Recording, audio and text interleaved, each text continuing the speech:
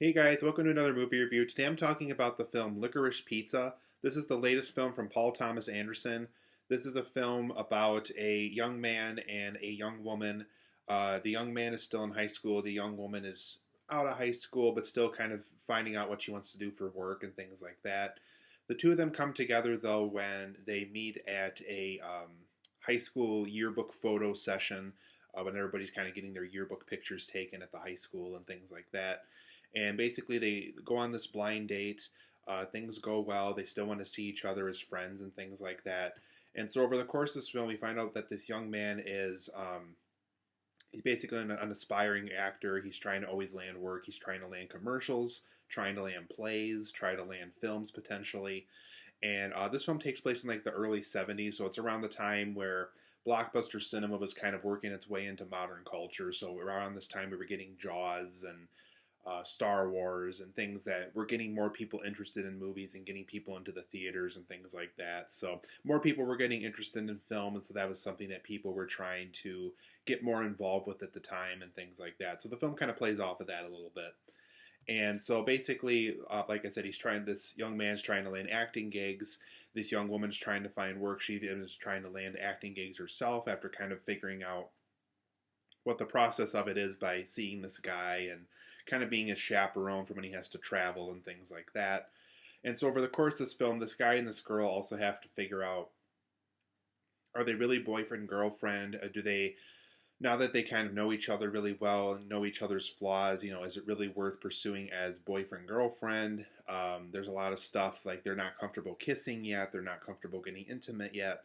There's a lot of things that the two of them are trying to figure out exactly what exactly they are. Are they just friends? Are they friends that are attracted to each other? They're not really friends with benefits because they're not really doing anything intimate, obviously. But overall, they're trying to basically figure out what they are around each other. They're trying to also pursue kind of this small business on the side of water beds and they're business partners, but they're still kind of friends at the same time. And so over the course of this movie, this guy and this girl have to figure out what exactly they are, why they keep kind of going back to each other while the girl's kind of seeing other people and the guy's seeing other people, and why they kind of keep coming back to each other. Is it really fate? Is there really going to be some type of a marriage that happens between the two of them eventually? So all this stuff happens over the course of Licorice Pizza. But overall, guys, I like this movie. Paul Thomas Anderson is one of those guys where either he makes something I really like or something I really don't like. I think he's an interesting guy. I think he's a guy that always has an interesting take on films. I know he's a big movie lover. He appeared in a special that I really enjoyed called CNN's The Movies. He's always showing up on films that I really like too, so it's always kind of interesting to see kind of his take on certain films.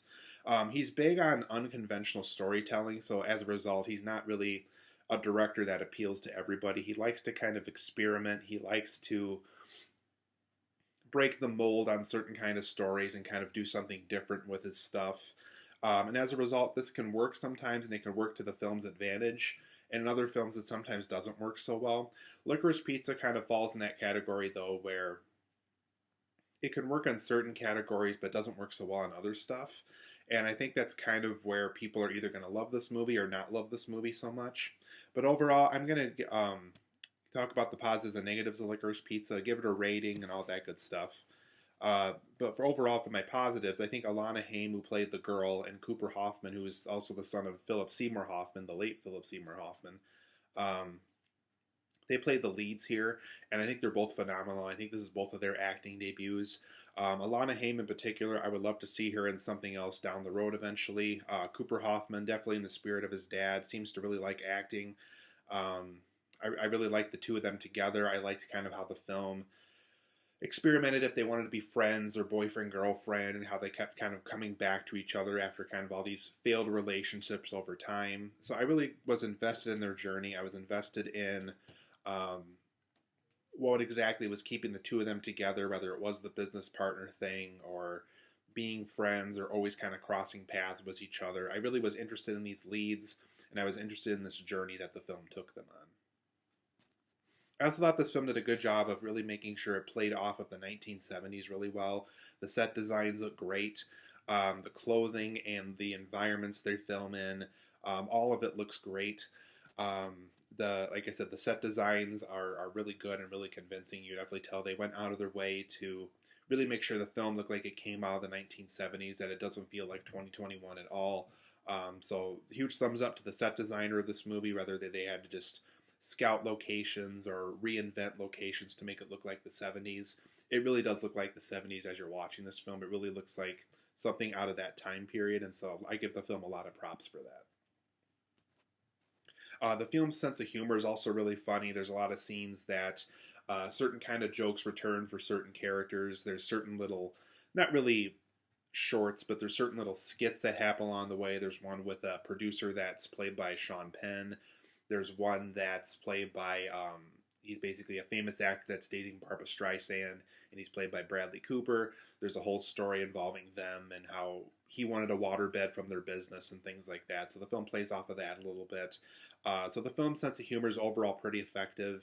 There is a lot of funny moments here. There's even some jokes regarding, at one point they called their business for the waterbed Soggy Bottom, and so the girl's always picking on this guy of why he named it that. Why does it sound like something where somebody pooped their pants or something? So the film's sense of humor is overall pretty funny.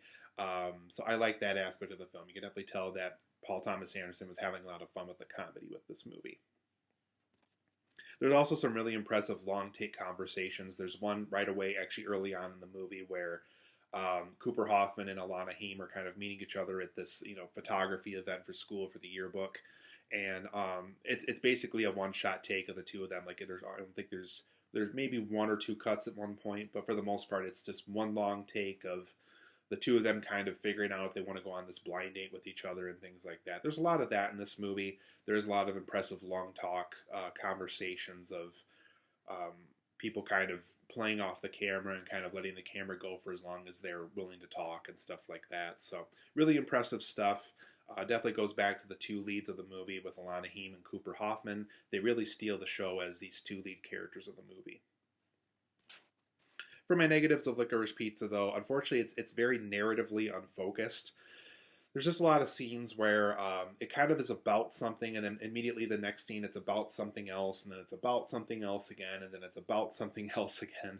There's just one of those films where I kind of wish they would have sat down, really kind of figured out what Licorice Pizza was, and narratively decide what kind of focus they were taking. Is it going to be about this guy and this girl? Is it about the guy pursuing acting? Is it about the girl kind of finding work and finding something that she enjoys? There's just a lot of scenes where narratively I think they just never decided what Licorice Pizza was. It just is almost too laid back of a hangout movie to kind of really decide what it wants to be. So as a result, it does feel very unfocused, and I think that's going to turn off a lot of people to this movie. There's also kind of an unclear message at the end about unfocused use, like unfocused younger people that kind of just go about their life. They never really decide anything. They just kind of go from job to job or school to school and just kind of see where life takes them. And I don't know if Paul Thomas Anderson is trying to say that that's a bad plan to have for somebody. I don't know if Paul Thomas Anderson's making the point that a lot of younger people kind of go down that path, specifically in the 1970s where this film took place. It's just kind of unclear. I don't know if he's making the point that, life is so short, let's kind of just relax and lay back about it and just kind of see where life takes us. Or I don't know if he's making the point that this is something that we got to be aware of, and so people, when they reach a certain age, they kind of have to decide what major they're going to have and what career they're going to pursue and things like that. So it's that message I thought was kind of unclear. By the time the film ends, it just kind of left me more confused than thought provoking on the subject at hand, really. So I thought the message of the film is a little unclear because by the time the film ends, there's so many random things that are thrown at us that we're really not thinking about the message of the film at all, if there even is one at all either. I also thought overall the film was about 20 minutes too long. There's just a lot of scenes here, and a friend of mine I attended the film with kind of pointed this out too. There's just a lot of scenes where it doesn't really go anywhere with certain things. Certain characters just kind of bow out of the film and never return, like with the Sean Penn character and with the Bradley Cooper character. Um, there's just a lot of scenes that just kind of go nowhere, and so as a result, I think a good solid 20 minutes could have been trimmed out of the movie to really kind of just focus on the story itself and these two lead characters, because that's really what the film should have been about. So I thought that aspect of the film was really not very satisfying. I think a good editor could have trimmed this film down to a more promising good length for this movie.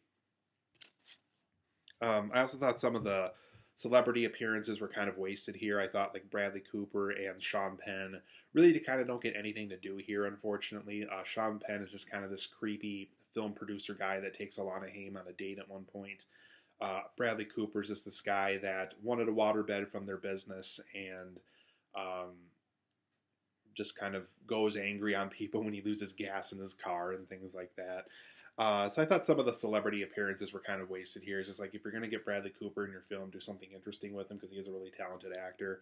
So I thought some of the celebrity appearances were kind of wasted in this movie, unfortunately. And some of the subplots kind of go unfinished here too. There's a subplot involving Bradley Cooper's character wanting Alana Haim and Cooper Hoffman to install a waterbed into his home. They mess up the waterbed. They keep the water flowing, so as a result, it kind of ruins the carpet, ruins the home, and things like that. And the film kind of never goes back to it. And once again, I'm one of those spoiler-free film critics here on YouTube, but there's really nothing to spoil because the film never goes back to it. It's just kind of, they make a mess. There's a huge spill on the ground, and film never comes back to it. There's a lot of scenes that suggest that they're going to come back to it, but they never come back to it. And so there's just a lot of scenes like that where it's just kind of unfinished subplots. It's just Sean Penn does this crazy thing one day at a bar, and they just kind of never go back to that either. So yeah, I thought some of the subplots were kind of unfinished and kind of unsatisfying as a result either. So overall, I'm going to give Licorice Pizza 8 out of 10. I think the two lead performances here are very good. The 1970s set designs are great. The film's sense of humor is overall pretty strong. There's a lot of impressive long talk conversations that are done in one take that Paul Thomas Anderson achieves in the movie. He gets good performances out of the actors, of course.